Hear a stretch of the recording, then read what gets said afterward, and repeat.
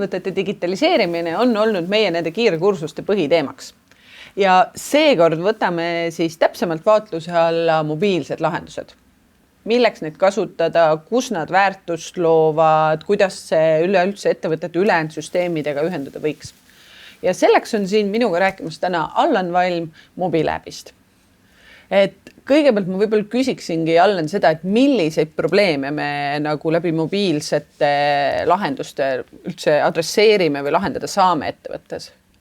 Jah, et täna on siis päris palju ettevõtteid, kus info liigub paberil. Et ongi sul tekib siis töökäsu tulemusel printerisse paber, mis siis hakkab siis seal oma elu elama.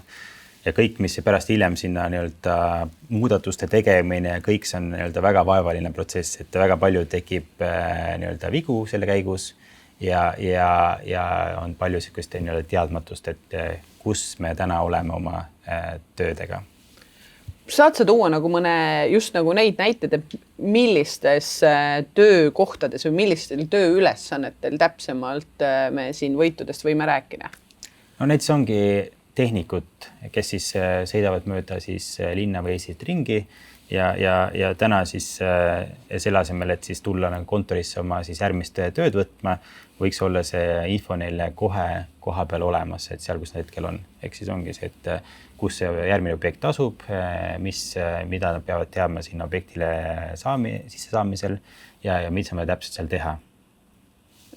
Et need on nüüd siis inimesed, kelle põhitöö ongi tegelikult kontorist väljapool ja mööda ringi liikudes, et tegelikult tema hommikune tööpäev isegi ei pea algama siis nii-öelda asukohaga kontorist. Jah, et see ongi, sa hoiad sellega inimese väärtuslikku aega kokku, ettevõtte aega ja töötaja aega kokku.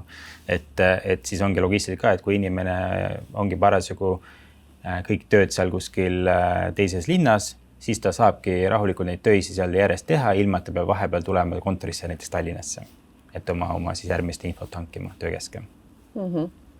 Väga hea, aga on veel nagu valdkondasid ettevõttes, et peale selliste töökohta? Jah, inimesed, kes liikumises ei ole ainult kontorist väljas, vaid on ka majas sees, ehk siis näiteks laotöötajad. Et on ka see, et laotöötaja põhiline tööriist on tõstuk ja ta vedab päevi ja tunde siis selle tõstugiga siis mööda seal laopinda tooteid taga ajades.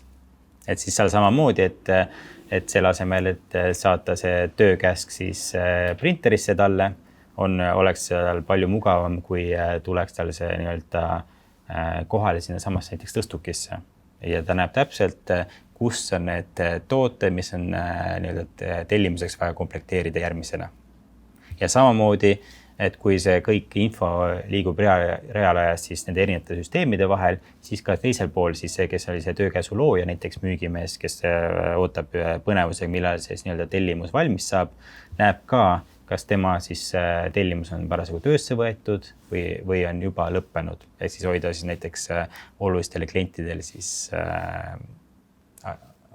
et on oma info kätte, saaksid kursis, jah?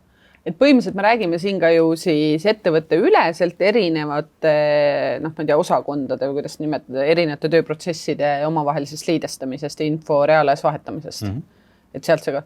Aga kuidas sellise kasutajaliidese nagu ehitamine, ma ei tea, ettevõtte kogu tööd või kogu protsesse mõjutab selles mõttes, et tavaliselt ju mingid ERP-süsteemid, võib-olla veel teatud digitaalsed lahendused, kui ettevõttes on juba olemas, siis kas sellise mobiilse kasutajaliidese ehitamine tähendab, et sa pead teatud kindlad süsteemid nüüd välja vahetama, uusi, või kuidas see osa nagu toimib?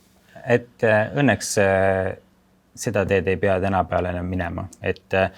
Täpselt on olemas sellised tootmistarkvarad, mis on juba kohandatud sinu tootmisele, aga see on lihtsalt üks oluline osa jäänud puudu, et ehk siis viia see info reaalajas siis võib-olla laotöötajale või siis tehnikule eemal. Ehk siis mida saab siis teha, on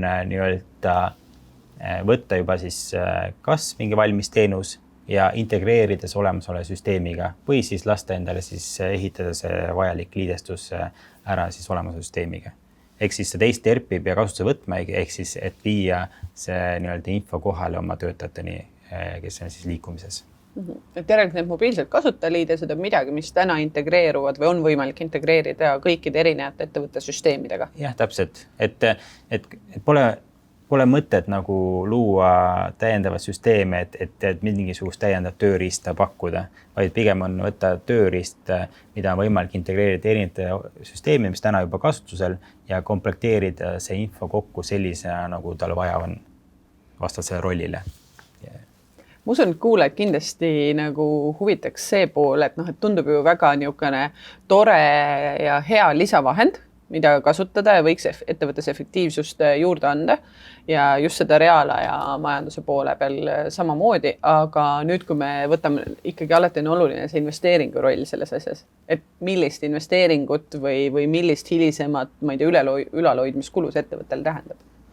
Jah, et igat asju saab teha etapiliselt, et sõltub, et mis on sinu nii-öelda vahendid, et võib alustada sellest, et võtta juba mingisugune olemasolev teenus, keegi, kes pakub mobiilseid lahendusi ja mis võivad olla näiteks kuutasu või aastapõhised, kus on juba mingisugune nii-öelda baasfunktsionaalsus olemas, mis katab ära 80% näiteks teie juhtudest. Ja siis on nii-öelda ainult asi, mis jääb teha, on siis nii-öelda integreerida siis selle nii-öelda juba olemasoleva tootmistarkvara süsteemiga.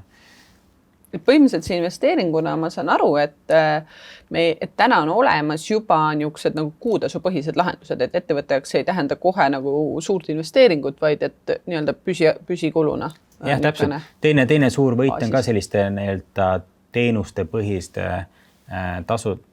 Teenustega on see, et sul on see pikaajaline partner, et keegi, kes pidevalt see süsteemi nii-öelda hoiab kaasajas ja on olemas, et kui on mingit muud asjad teha.